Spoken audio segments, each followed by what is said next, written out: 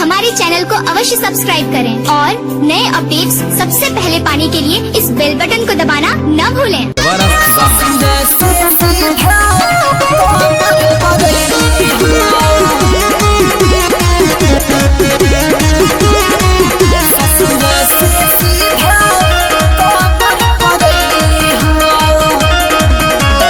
शादी के कार्ड स्वीकार बाटे जान सुनई है और जी हमार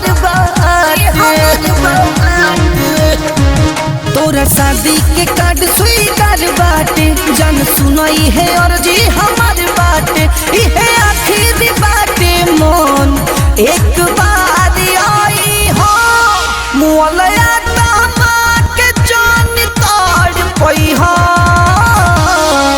ससुरा से सीधा कबर पड़ई हो एगो जरई हो ससुरा से सीधा कबर पड़ई हो ससुरा से सीधा कबर पड़ई हो। नेक्स्ट बार नीलकमल म्यूजिक करवारा दीवान।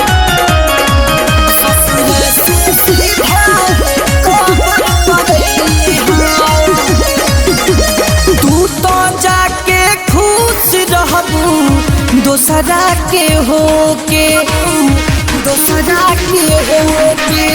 हम नहीं काटे पाई जिंदगी रो रो के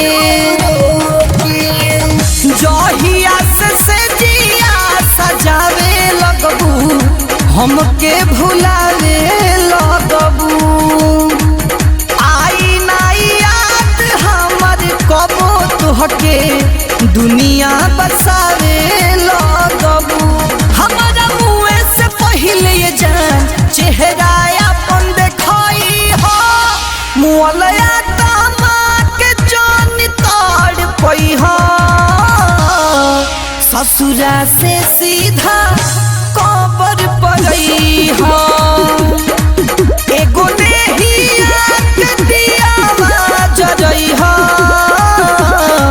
ससुरा से सीधा कबर पड़ई हो ससुरा से सीधा कबर पड़ई हो।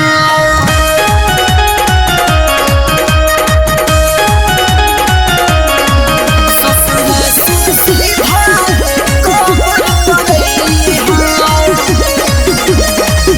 काहे खातिर तोहरा से दिलवा लगईनी